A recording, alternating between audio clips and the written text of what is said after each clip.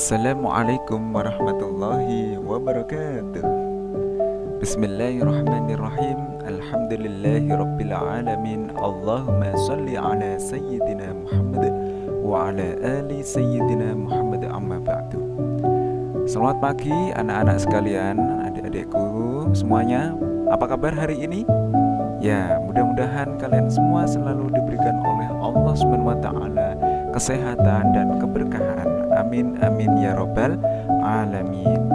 Alhamdulillah, pada kesempatan yang sangat luar biasa ini, hari ini Pak Ihsan bisa berkesempatan untuk bisa memberikan materi kepada adik-adik sekalian, yang mana pada hari ini Pak Ihsan akan memberikan materi yang berkenaan dengan akidah akhlak dengan tema mengenal sifat wajib bagi Allah Subhanahu wa taala. Nah, apa itu sifat wajib bagi Allah Subhanahu wa taala? Nah, untuk mempersingkat waktu, alangkah lebih baiknya mari kita mulai pembelajaran pada kali ini dengan membaca doa bersama-sama. Bismillahirrahmanirrahim. Raditu billahi rabba wa bil islami dina wa bi Muhammadin nabiyya wa rasula. Rabbi zidni ilman nafi'a warzuqni fahman jayyida. Amin.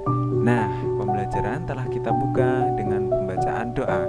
Semoga ilmu yang nanti kita pelajari bisa bermanfaat untuk adik-adik semuanya. Amin amin ya rabbal alamin. Nah, mari kita belajar dengan penuh semangat mengenal sifat wajib bagi Allah. Sifat wajib bagi Allah. Sifat wajib adalah sifat yang pasti ada pada Allah Subhanahu wa taala. Ya, sifat wajib Allah Subhanahu wa taala terdiri atas 20 sifat. Ya, sifat wajib Allah dibagi menjadi empat kelompok ya, yaitu sifat nafsiyah, sifat salbiyah, sifat ma'ani, dan sifat maknawiyah. Nah, apa itu semuanya? Nanti kita akan pelajari dengan seksama. Berikut adalah tabel pengelompokan sifat wajib Allah Subhanahu wa taala. Nah, di kolom pertama itu adalah kelompok pengelompokan sifat Allah Subhanahu wa taala. Terus yang kolom kedua pengertiannya. Kemudian ini adalah sifat wajibnya, kemudian yang terakhir adalah artinya. Yang pertama yaitu pengelompokan pertama yaitu sifat nafsiyah. Apa itu sifat nafsiyah? Yaitu sifat yang berhubungan dengan zat Allah Subhanahu wa taala. Nah, yang masuk sifat nafsiyah itu apa? Nah, yang pertama adalah sifat wujud. Jadi satu ini. Ya, sifat nafsiyah yaitu cuman satu, yaitu wujud. Artinya apa itu? Wujud artinya ada. Jadi Allah itu ada. Kemudian yang kedua, pengelompokan yang kedua adalah sifat salbiyah. Apa itu pengertian sifat salbiyah? Sifat salbiyah yaitu sifat yang menolak sifat tidak patut bagi Allah Subhanahu wa taala. Nah, sifat salbiyah itu apa saja? Nah, yang pertama itu ada qidam. Ya, qidam. Apa artinya? Qidam artinya dahulu. Ya. Dahulunya Allah itu tidak ada awalnya. Kemudian yang selanjutnya adalah baqo. Baqo itu kekal. Jadi Allah itu kekal, tidak musnah.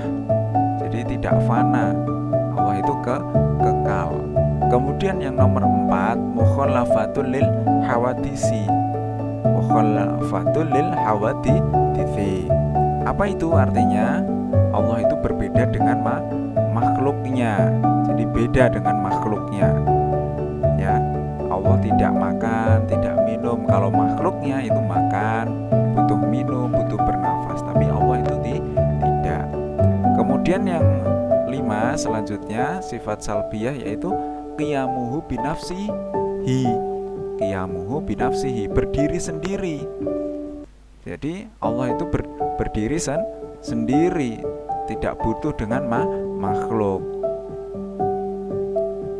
Kemudian yang nomor 6 yang termasuk sifat salbiyah yaitu wahdaniyah. Wahdaniyah yaitu tunggal. Allah itu satu, tunggal. Ya, tidak ada Tuhan selain Allah. Nah, itu yang termasuk sifat salbiyah. Ada berapa ini? 1, 2, 3, 4, dan 5. Ternyata ada 5 yang termasuk sifat salbiyah, yaitu sifat yang menolak sifat tidak patut bagi Allah Subhanahu wa taala. Nah, kemudian kita lanjutkan yang selanjutnya nomor 3, sifat ma'ani. Sifat ma'ani ada berapa ini? 1, 2, 3, 4. 1, 2, 3, 4, 5, 6, 7. Apa itu pengertian sifat ma'ani? Sifat ma'ani yaitu sifat Allah Subhanahu wa taala sesuai kesempurnaannya.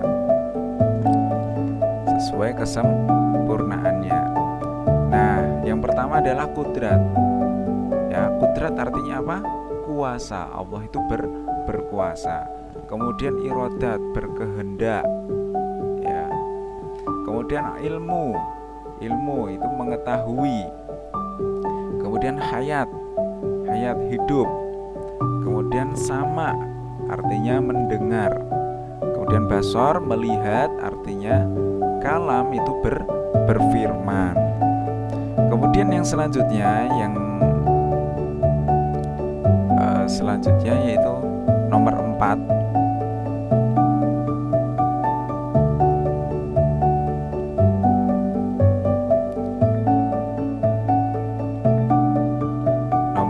Yaitu sifat maknawiyah. Ya, ini sifat maknawiyah yaitu sifat yang tetap ada pada zat Allah Subhanahu wa taala. Ada berapa? Ada 1, 2, 3, 4, 5, 6, 7. Jadi ada 7 sifat maknawiyah.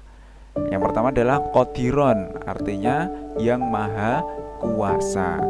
Kemudian muridan, yang artinya yang maha berkehendak. Kemudian yang selanjutnya aliman, yang maha mengetahui. Kemudian hayyan, itu yang maha hidup. Sami'an, yang maha mendengar. Terus basiron, yang maha melihat. Kemudian yang selanjutnya yaitu mutakalliman, yang maha berfirman. Nah, itu adalah 20 sifat wajib Allah yang terbagi menjadi 4. Yang pertama yaitu apa tadi? Ya, sifat nafsiyah, salbiyah, kemudian ma'ani, sifat ma'ani, kemudian yang terakhir sifat maknawiyah. Nah, itu ya. Kemudian yang selanjutnya hikmah mengenal sifat wajib bagi Allah. Hikmah mengenal sifat wajib bagi Allah, mengenal sifat-sifat bagi Allah Subhanahu wa taala merupakan bagian dari iman kepada Allah Subhanahu wa taala. Jadi, sebagian dari iman kepada Allah Subhanahu wa taala yaitu kita harus mengenal 20 sifat wajib bagi Allah yang telah Pak Ihsan sebutkan tadi. Ya. Kalau kita tidak mengetahui, berarti sebagian iman kita kurang. Makanya 20 sifat wajib bagi Allah itu wajib kita hafal. Kemudian yang selanjutnya, berikut hikmah mengenal sifat wajib bagi Allah Subhanahu wa taala. Yang pertama, mendorong sikap disiplin dan tanggung jawab. Ketika kita sudah mengetahui sifat wajib bagi Allah, kita akan terdorong untuk bersikap disiplin dan tanggung jawab. Kemudian yang kedua, menambah keimanan dan ketakwaan. Ya, jelas sekali ketika kita sudah mengenal sifat wajib bagi Allah, iman kita dan ketakwaan kita akan bertambah.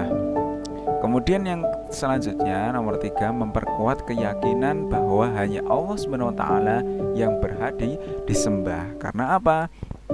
Allah itu wahdaniyah, ya, tunggal, satu, tiada Tuhan selain Allah. Maka dari itu hanyalah Allah yang wajib dan berhak disembah. Kemudian yang nomor 4, menumbuhkan sikap hati-hati dari segala hal. Karena Allah mempunyai sifat maha mengetahui. Segala perbuatan kita itu diketahui oleh Allah Subhanahu wa taala. Kita ketika mau berbuat yang tidak baik, kita harus tahu bahwasanya Allah itu maha mengetahui perbuatan kita.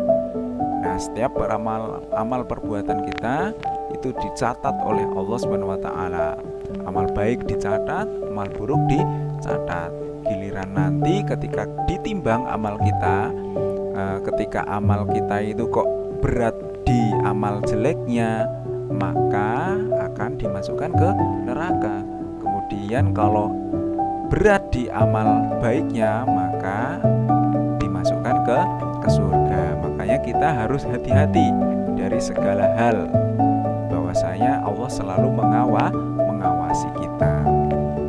Itu ya, menumbuhkan sikap hati-hati dari segala hal.